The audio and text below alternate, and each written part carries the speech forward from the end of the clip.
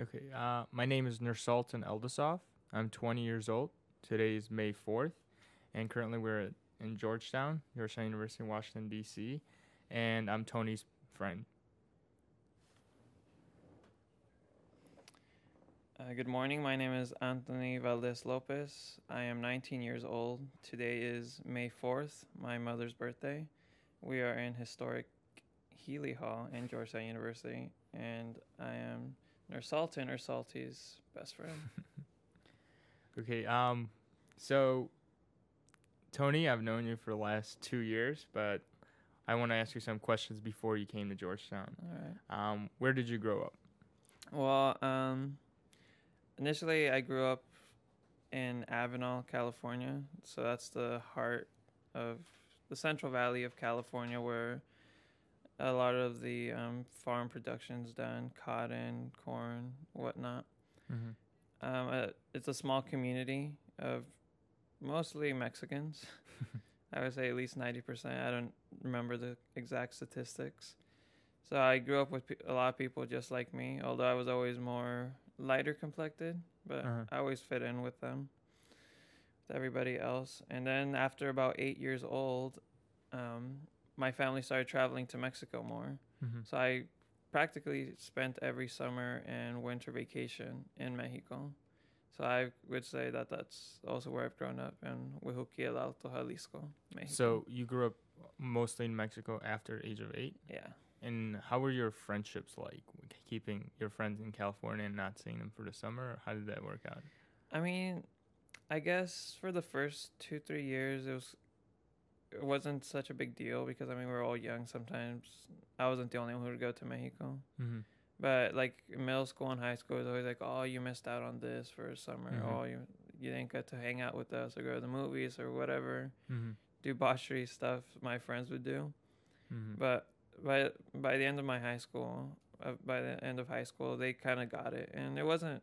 I still had really strong bonds. People would always like try to contact me and like, oh, that's so cool that you're working with animals, that you get to see your family and everything. So what's, in your opinion, like what's one of the biggest differences you would see, just like your personal experience being in the U.S. and California and you being in Mexico?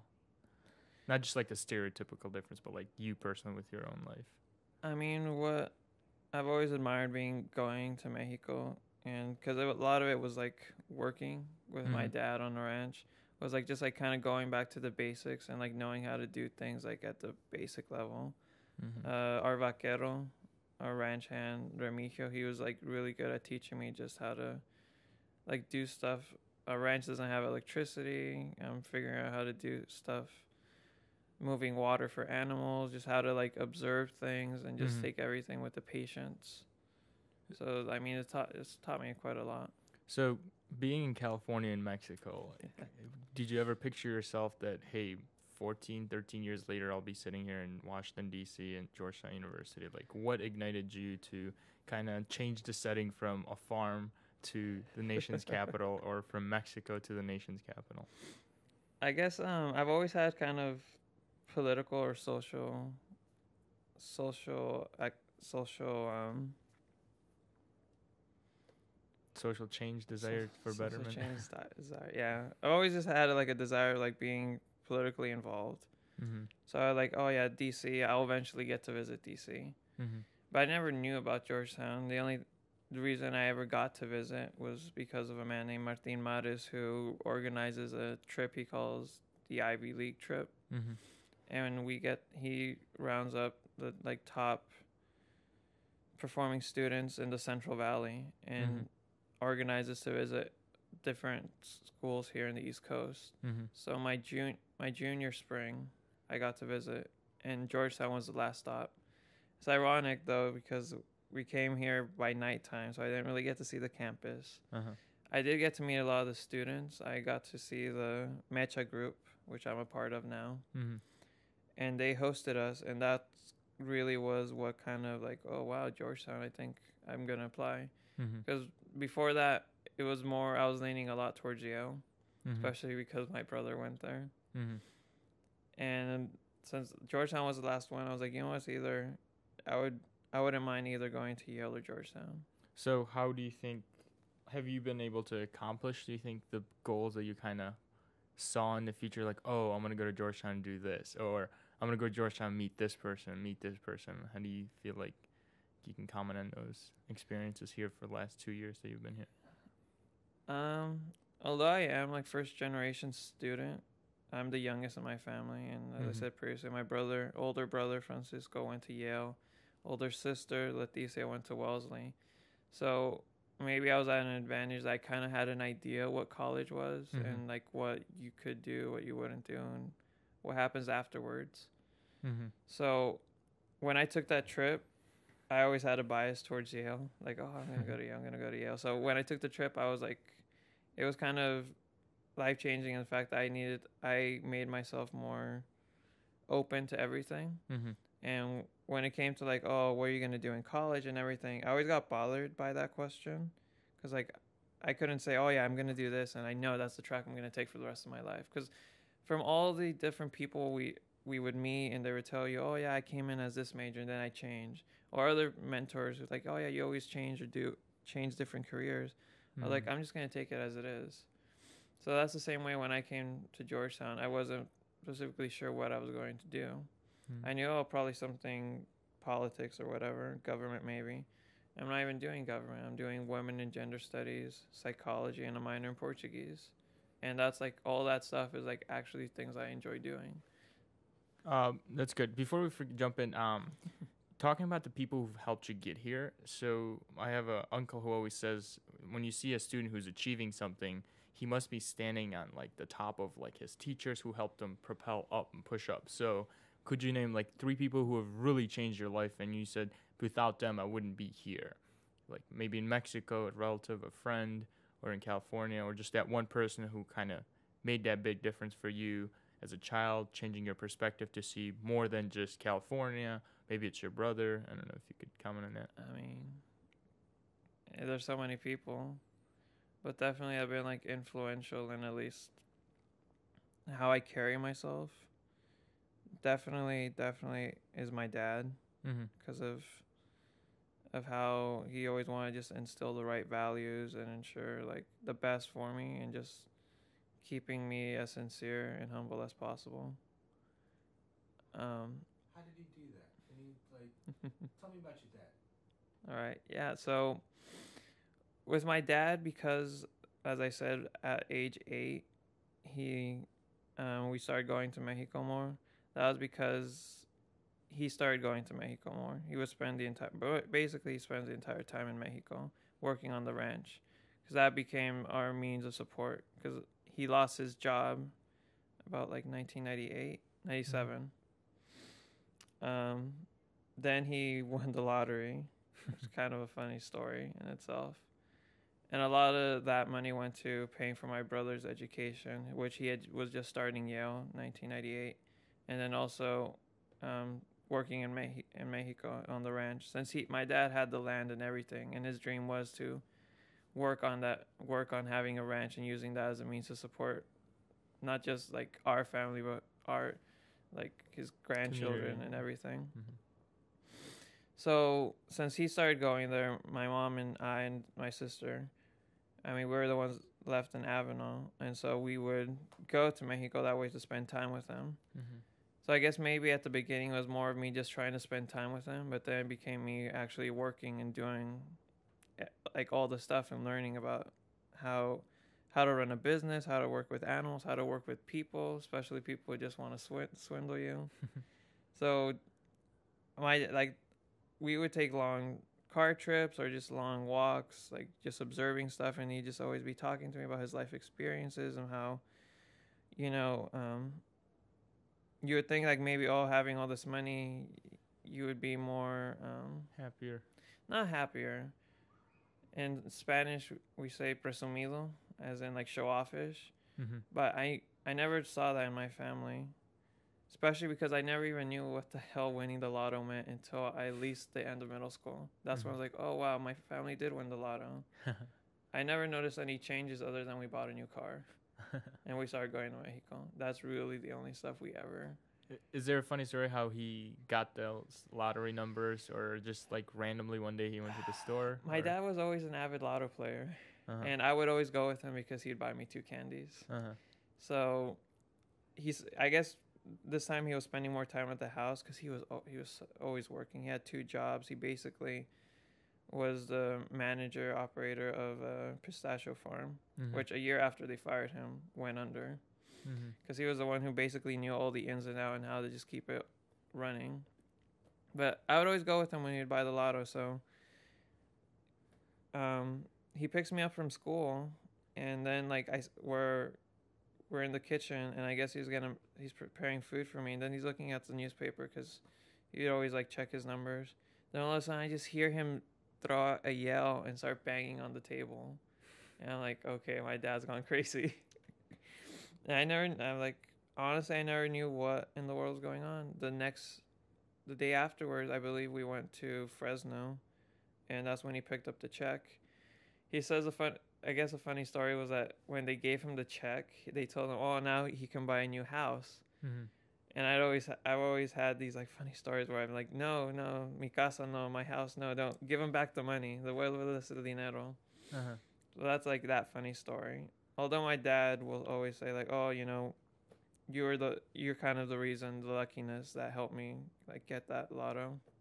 No, it's funny because I used to work at a convenience store, and I'd sell a lot of lottery tickets. For 3 years I'd worked there. So some people would come in and just give everything they have for the lotto, and then you would see people win maybe $500, $250, but like for me to see their experience of somebody winning more than that, and that's what was just like a personal kind of question that I was wondering. Yeah, my mom would always kind of get annoyed at my dad because he always spent $5, quick pick, random selection, and my mom back then milk cost $5 or 2 gallons of milk cost $5, and when we were all 5 of us together, my mom would always be like, don't spend that money on the lotto, buy milk, spend it on something useful. Well, it shows that your father truly cared about you guys, because it wasn't more than $5. Because from my experience, some people would just buy the lottery tickets, and when the son standing next to him was like, Dad, can I get this candy? He wouldn't buy it. He would just say, use that money for the lottery.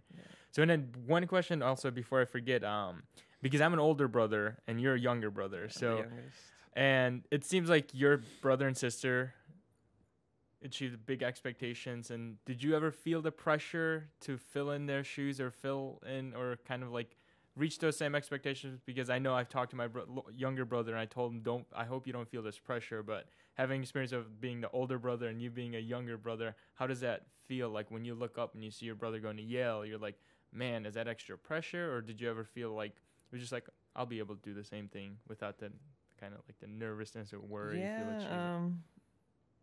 I guess we all had different experiences. My parents would say they put a lot of stress on him to like be a high achiever. My sister, it was like, oh, well, more so afterwards, don't do what Francisco did, as in because he, at the end of his college career, he got married and had a child. He completed college on time, but just like that, like, oh, like stay focused. It was always more of a pressure, just like stay focused for my sister. For me, it's also been a combination of like them too, like, oh, see, don't do this, make sure you do this. But more so like, I wouldn't say like, oh, I can't get to college, or I knew the expectation was there and I knew I could reach it, like regardless.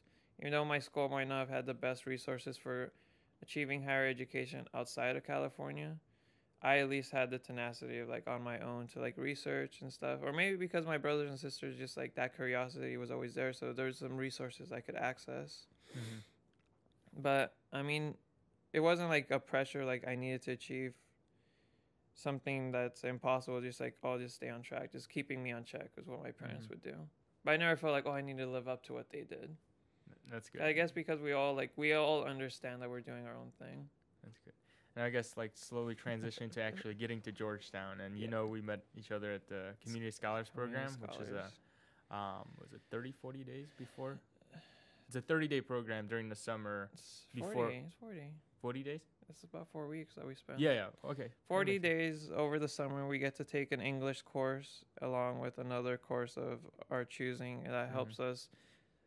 The transition and getting into Georgetown, since it's for mostly first generation students that may come from like small communities like myself, or like from schools that don't really send students to Georgetown. And I'm just trying to remember the first time we met. The first time I saw Tony, everyone kind of looked around. Everyone's either African American, Hispanic, or Asian. Everyone's like, Tony, where's this white guy doing here? That's the feeling we got. Especially since I was like the second to last caller. Yeah, and he wouldn't talk, so he kept quiet, and everyone's being cheerful, talking to each other, and I'm like, Michael, another one of our best friends, we both look at each other like, what's up with Tony, Antony López? But eventually, I think we did our homework together, right? Yeah, oh yeah, we work on our essays. That English class really is what kind of solidified our friendship. Yeah. Like, since we would just get Edit into our philosophic ideas and just talk about our histories and everything. So Mm-hmm. that's probably why they keep that, like, that English course. But, and then you see yourself grow too. It's when I look back at those essays, I'm like, oh my God, I can't believe I wrote The stressful this. nights. Yeah, just staying up. And the thing was, it wasn't that the paper was so hard. It was just we'd wait till last minute to do it. Sometimes. Not only last minute, but it's the critical thinking that really, like, how we think, and just putting it into paper so we can, like, tell other people. Yeah, and then our professor, I remember what she said was, your ideas are high up here, but your writing level is down low. So when you try to mix together, Shout out to Chauncey. Yeah. Our TA, he was this 6'10", almost 250-pound guy. He would say, Nursultan, your essays are here, and I need you to be here. And I said, Chauncey, how do I take that criticism? You just showed me with your hands. I don't know what to do with that. I don't have your reach. Exactly. But I was going to say, like, after that, so those are the initial challenges I felt personally, and I don't know if you kind of felt, just kind of learning how to critically think, how to write, how to just get used to the academic challenges here at Georgetown. What would you say beyond academics? What have been some of the experiences or challenges you have felt here since your freshman and sophomore years now? I guess a lot, since you do point out, like, how I was very quiet, it's been breaking out of my shell and just knowing how to interact with people. Because after high school, being valedictorian, it's like academics, like, yeah, I've been there, done that. More so, like, proving that I can get perfect scores isn't really the goal now. It's just really knowing what I need to get out of, like, a class, understanding, like, what type of critical thinking, and really translating that into some sort of, like, positive action, or how that helps with, like, being with other people. So that's really been my goal, like, knowing, like, all the essay, a lot of my classes are essay based, so that's a lot of thinking that goes into it.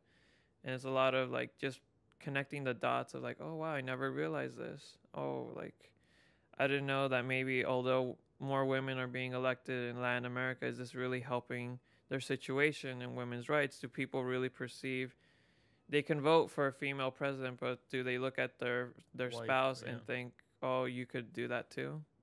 Yeah. So it's like connecting those sorts of dots and being able to I guess plan, or, like, know how to move ahead in life. And I know we always I was talking to my friend the other day how success is the same thing as struggle, and struggle same thing as success. It goes hand in hand. So what are some of the experiences where you achieved something, but you look back, you're like, man, at this point I didn't think I was gonna achieve something here at Georgetown, that you feel truly kind of I don't know, proud of, yeah, the fact that you're at one point when you were starting that project, or when you were starting that paper or something, your constant worry is just like, man, I'm not gonna be able to finish this. I don't know if I will be able to do this correctly or successfully. So can you comment on anything? I mean, you know how involved I am on campus. This has probably been the most life-changing, I would say, year so far at Georgetown, even though we're just sophomores. My primary, like, extracurriculars are Mecha de Georgetown, the Chicano group here on campus.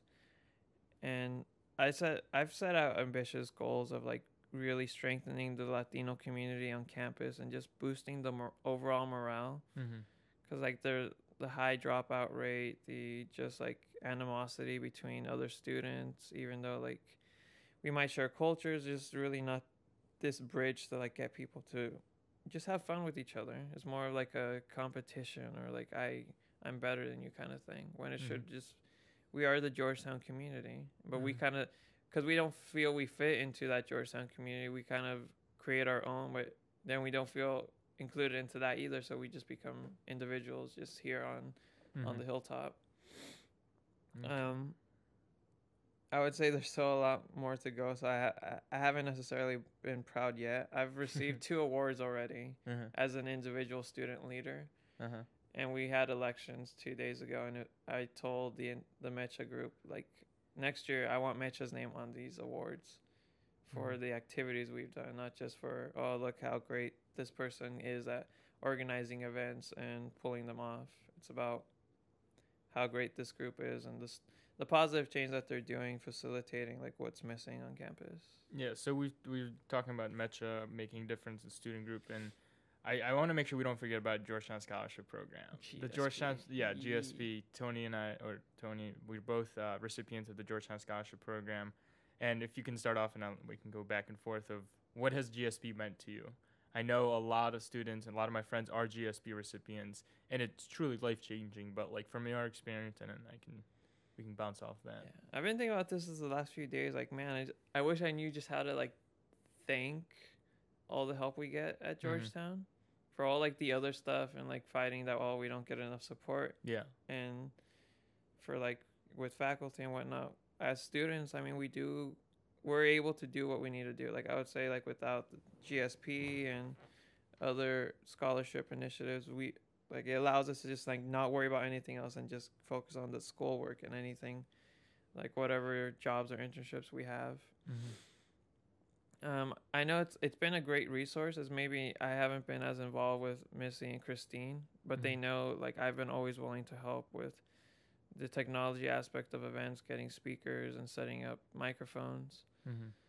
I know a lot of other people get really involved, especially with the mentorship program and helping other students. So it's definitely like here for everyone who's part of GSP. And I'm sure a lot of people wish they could. I would say a lot of people also need to be part of GSP, but there's resources are only so far reaching. Yeah. I don't know for you, Salty, how?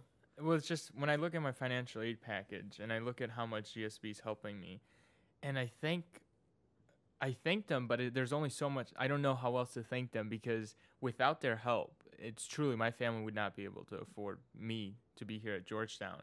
And I remember as a junior in high school when we were sitting in White Graven in one of the classrooms, and it was an info session.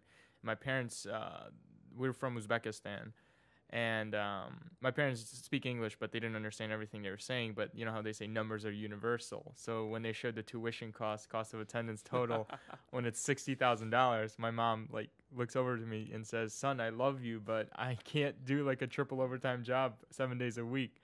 So, but I told her. Same thing with my mom. She was like, "Oh, the community college is just 10 minutes Yeah, away." exactly. And she's like, "What about like a state school? I know that's $14,000-$15,000 compared to $60,000. So, and it's combined. I think for me to be able to come here, my parents wouldn't have to they would just have to work, not eat anything, not live anywhere. My brother, no car insurance, nothing. So Georgetown Scholarship Program, it really connects you, because I felt vulnerable as a junior and senior in high school. You say, I do everything I can academically, AP test, GPA, but then there's still that link or that extra boost. If you don't get it, then you can't come to a school like Georgetown or Yale or you name it. And with the Georgetown Scholarship Program, it truly picks us up when we feel like, oh, well, my parents don't make that much money, so how am I going to be able to go on to get this degree or to go to this university? So, what would you say? I mean, the great thing is that it's not just like, oh, here's the money and just fine. There's that resource, connecting with alumni, connecting with other people who maybe give you an internship, a job, or just more financial help. Sometimes I know like midway through the semester, we always get like the invitation to events or meet donors. Lunches, yeah. And I think there was like an email saying something like, oh, you guys need to show up because no one's like signing up for these things. And I just thought to myself, and I told Michael later, like, give us time to do the stuff you guys want us to do first. Like, you give us the money, let us prove and do the work that you want us to first. Yeah. No, it makes sense. And we had, I'll never forget we had a GSB scholarship dinner. Yes. And we met a lot of most of the donors, the most important donors. And when they said like they give back to the community, they truly do. And they changed my life, and hopefully in the future, it's like paying it forward. I can change 3 other people's lives, and it's changing not only my life, I guess, and my family's life. My family here in the U.S. Campaign for Georgetown. Campaign for Georgetown, yeah. my family here in the U.S. and back home in Kazakhstan and Uzbekistan. And hopefully in the future, we both can be part of this Georgetown Scholarship Program. But this time, it's almost like paying it forward to the next GSP student. Hopefully the scholarship stays strong. But what would you give, what advice would you give to somebody who's a incoming GSP freshman? So I guess we're not seniors, but I feel like we still have enough experiences where we can kind of give some advice to the GSP or incoming freshmen in Georgetown and GSP in general. I would tell them that to not be afraid, and that I'm sure everyone's will probably tell them to, like, oh, there's resources, but GSP is probably the top ones to like look at. Mm-hmm. Just because like Christine, Missy have that experience, other students, and they know a lot of the problems eventually do come down to financial. Whether it's like, oh, I just need to go see my family, or I don't know how to handle like going out with my friends when they want to go every day and I can't. Yeah. Stuff like that happens. And it's the little things that for example, I know a lot of my friends for Thanksgiving break, they couldn't go back to California. So it's just like, I don't have enough money. My parents don't have enough money for me to go back, but I really want to see my family. And then you write a little form to GSP, and GSP helps you out with that. And those are little things that like little moments that make you really, really happy that you have this resource. And it's not just financial. They're really there as like an emotional, just overall there to support you. And beyond just GSP now, so you've had 2 years. What are just reflections of what you've been able to kind of, I don't know, what do you see yourself? What are the principles that you see if you've been able to kind of strengthen the last 2 years here at Georgetown, or kind of solidify? You're like, I'm a better man for this, or I'm a better student because I did this, or just your growth, I guess. I mean, a lot of the personal growth has been kind of learning more about my heritage, which is kind of odd to say, since a lot of people come to college, university, and deal with like an identity crisis. Like, oh, what am I? Yeah. Like I said, I grew up predominantly all Mexican, so it wasn't ever like, yeah, I'm American, I'm Mexican. Like, it didn't really matter because we all knew like we were all the same. And then coming here is like, oh, start using the term Chicano. What does that mean? Should I be using that more? Is it wrong to say that? Should I just say Latino? Should I just say straight up Mexican or Mexican American? So for a time, I would say Mexican because I do like to respect to like a lot of this time I spent in Mexico and how that has really shaped me. But it was also like, I can't deny like a lot of my education was here, and how that's also like it's been shaping back and forth. They complement each other. So like, how do you pay homage to that? And since I've started using the term like Chicano Mexican, I've learned a lot about my culture being here outside of both the worlds I grew up in. So like, I guess it's a lot of kind of how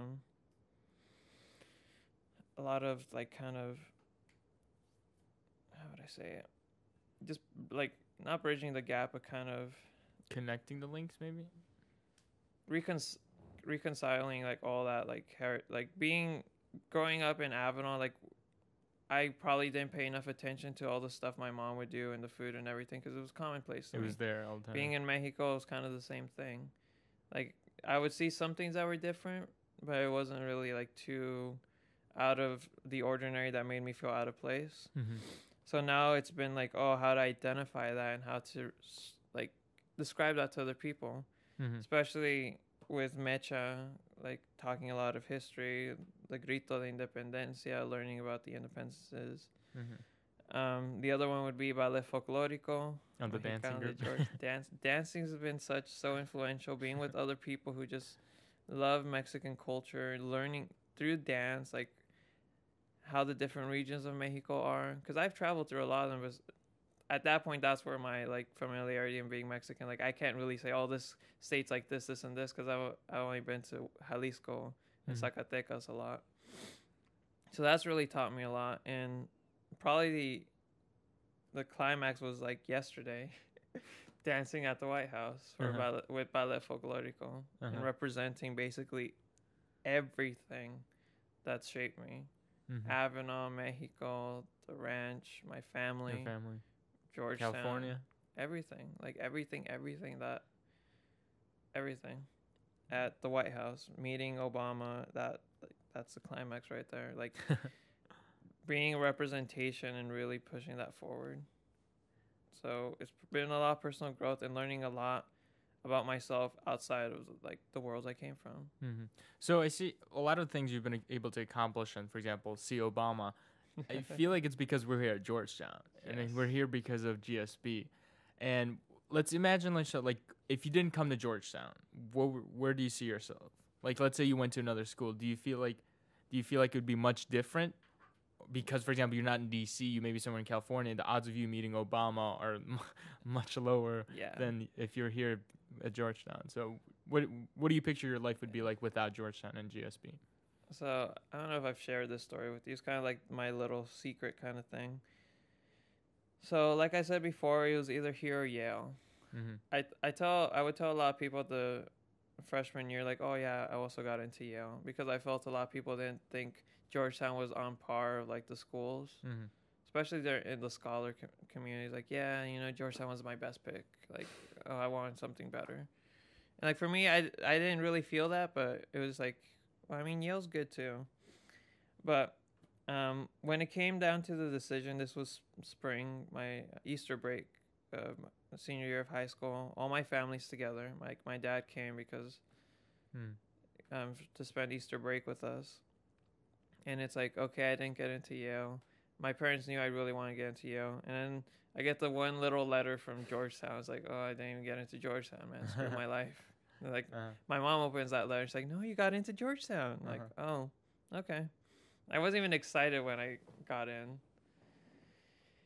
And when my parents asked me, okay, so where you want to go? And I was like, oh, Georgetown. Like, I didn't even like make a big like, oh, like they didn't see me like have any sort of conflict in me, like between like, oh, I didn't get into Yale, because I didn't put up a fight. My brother's like, oh, I can talk to people. I'm like, nah, don't bother. Okay.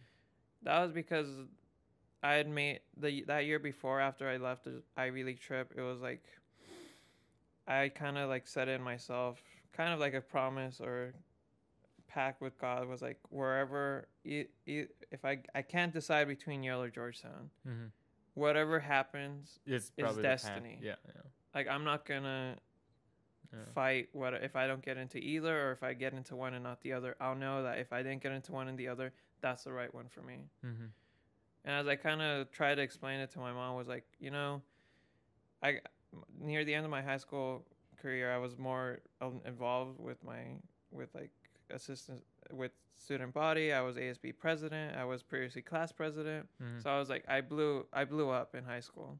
I really like was able to put a lot of change and get more school spirit.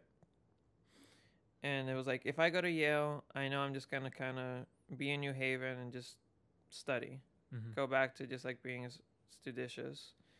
I go to Georgetown, I feel it's a lot more happening place. DC compared being to in DC and just everything that's available. And I was like, I couldn't like decide. Like, I don't know if I really want to continue being so active and involved, because I was kind of burning out by then. You know, I don't think I'll ever burn out, but it was just like that kind of like, man, should I, is this really right for me? Should I really be as involved as I get? And I would say it was destiny to come here. It was the right thing. Okay, so we have 2 more years to enjoy Georgetown, but and all the more opportunities. I don't know what's gonna top going to the White House. Maybe going as for Mecha. That would be amazing. But so from our perspective of just finishing up our second year, what do you see yourself doing in the future? Let's say when you're 30 years old, you have a family, 2 kids, working in DC, family, 2 kids, working in Mexico. As I always tell people, this is probably what keeps me, why everyone says I'm such a chill guy or so calm. Because at the end of the day, I would be totally happy just going back to Mexico and working on that ranch. It's in my future. I definitely plan on working on it.